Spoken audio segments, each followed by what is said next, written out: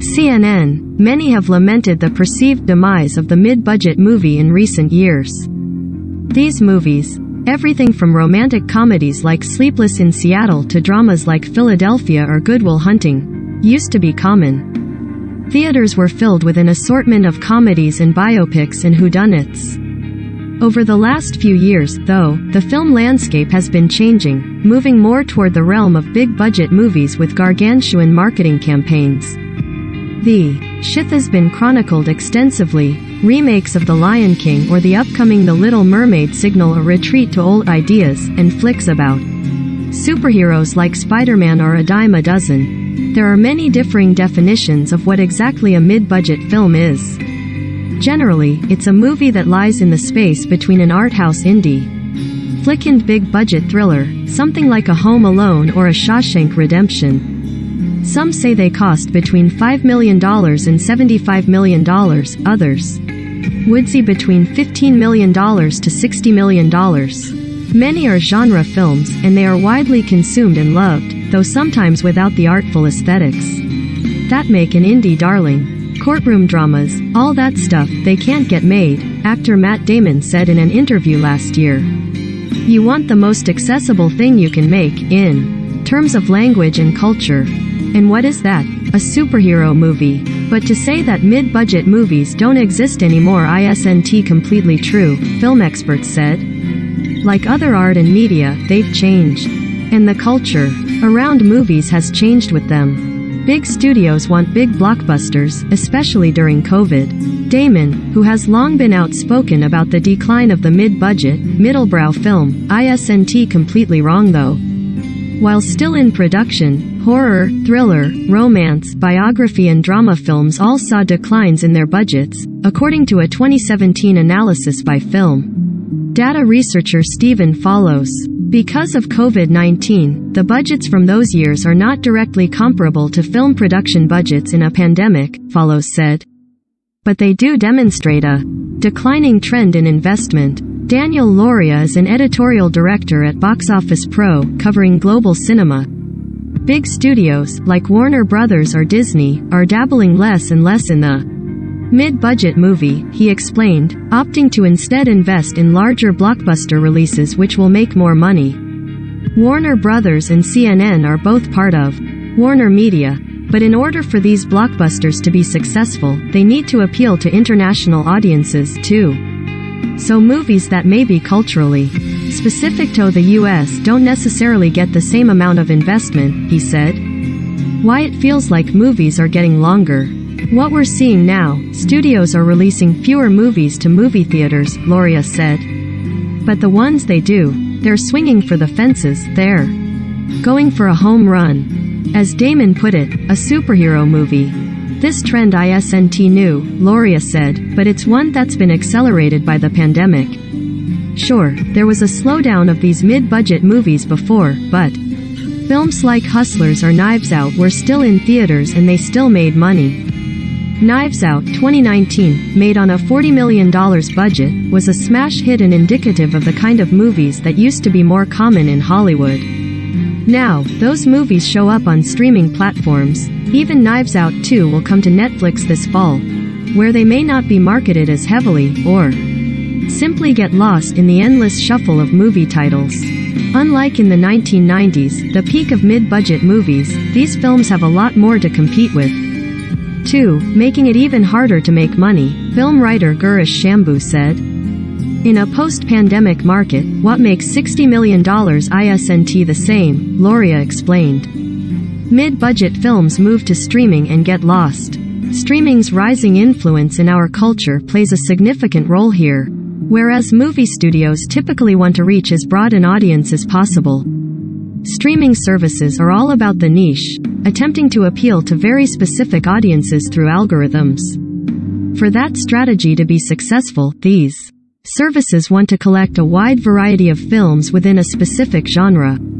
It's in their best financial interest, industry experts previously told CNN. That's why, for example, more romantic comedies are seemingly released on streaming than in theaters. Streaming gives us more of the same, more of what the algorithm thinks we will want. When mid-range movies get theatrical releases, there's a leap of faith involved, said Maggie Hennefeld, a cultural studies professor at the University of Minnesota. Audiences can encounter something new or weird, even if it's not that great. There's also community in a theater, the whole row erupting in laughter during a comedy, or the collective gasp during a horror movie. Streaming platforms eraseth as intangibles, often reducing the experience to consumption. When you make a decision to go out of your house, to go to a movie theater, you're not going out to watch content, you're going to watch a movie. Loria said, simply the act of going to the movies and all that entails, the tickets, the drive, maybe the babysitter, requires some sort of time and energy investment from the viewer, he said. But because of the ambient nature of television, and our cultural habit of using the TV as background noise, deciding to stay home and stream is an inherently different and less immersive experience. Even if a mid-budget movie on a streaming service manages to break through the noise, and manages to be well-made and interesting, there can still be a when you're at home, that relationship is much less special, Loria said. Still, it's not an easy path forward. Mid-budget movies released in theaters can still get lost, as some viewers may avoid seeing a movie in the ongoing COVID-19 pandemic. Loria used the recently released Marry Me as an example. 3 years ago, that film would have only been in theaters, at least for the first few months. Now, it's simultaneously on Peacock, NBC's streaming service, meaning a lot of people will choose to watch it that way instead. Jennifer Lopez and Owen Wilson starred in 2022's Marry Me, directed by Kat Coiro. Unlike mid-budget movies, expensive blockbuster movies need movie theaters in order to do well. It's just the way the business model is set up, Loria said. It's why these big movies, like No Time to Die or Spider-Man, No Way Home are still getting theatrical releases, rather than going straight to. But the movie theaters themselves can't survive through blockbusters alone. There's simply not enough of them, and the shift could result in less movies being shown theatrically, which could spell trouble for smaller local theaters. Fewer movies at the theater means many people will simply go less often, opting instead to watch something on a streaming service. In small and medium-sized cities, where there's less of a demand for art house and indie movies to help fill space between big releases, that could be a problem, Loria said. Shifting to streaming changes film culture. At the end of the day, Hollywood is like any industry, it wants to make money. The superhero movies, the remakes, they work. But the effect all this has on film writ large is a bit messier. MJ, Zendaya, and Spider-Man, Tom Holland, jump off the bridge in Spider-Man, No Way Home. You try to go to a producer today and say you want to make a film that hasn't been made before, they will throw you out because they want the same film. That works, that makes money, said director Francis Ford Coppola in 2011. That tells me that although the cinema in the next 100 years is going to change a lot, it will slow down because they don't want you to risk anymore. They don't want you to take chances. Of course, funding has always been an issue for directors. Kelly Reichardt, known for First Cow, told GQ in 2020 that she had at one point given up on feature film making after spending 10 years trying to get a movie made. In 2018, Deborah Granick also spoke of the challenges that face her and other directors. Some of the subject matters that I like to make stories about are definitely not inherently commercial, said Granick, who directed Winter's Bone and Leave No Trace. So I have to look for very special kind of financing and go down a very gentle path in order to make my films, as do basically all social realist filmmakers. It's a long process. The joy of a theatrical mid-budget, with the backing of a big studio, is the money. These movies can be made for $30 million and can attract high-profile actors, all leading to a fuller realization of a director's vision, explained Shambu. That studios are decreasing their investments in those types of mid-budgets, just as more women and people of color are being offered more opportunities to direct and create their own films, is a trend Shambu finds ironic. Shambu pointed to Jane Campion, the second woman ever to be nominated for Best Director at the Academy Awards in 1993 for The Piano, and the first to be nominated twice, most recently, for Power of the Dog, as an example. Why aren't there 20 like her being given money? He said, why is Hollywood going back to the same well-known names? Well-known names are struggling, too. Even Spike Lee, prolific since the 1980s, had trouble getting funding for his latest movie, 2020's Da 5 Bloods. About 4 black Vietnam War veterans. The Oscar-winning director said he went to every studio, but received rejection after rejection. Eventually, the film found a home on Netflix. Isaiah Whitlock Jr., Norm Lewis, Clark Peters, Delroy Lindo and Jonathan Majors star in Lee's Da 5 Bloods.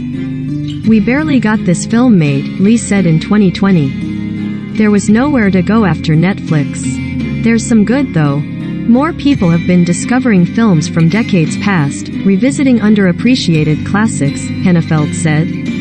She has noticed more theaters dedicated to playing classic films, as well as the rise of streamers like Criterion and Mubi. Though their appeal is still kind of niche, she thinks that's changing. The Black Film Archive wants to show the world just how limitless black cinema really is. The archives are the future, she said. There's also easier access to foreign films, Shambhu said, noting that Netflix has acquired lots of films and television from India. More than he could get in the. It's allowing us to see a diversity of makers and also a diversity of geography, he said. That's something that didn't quite exist before.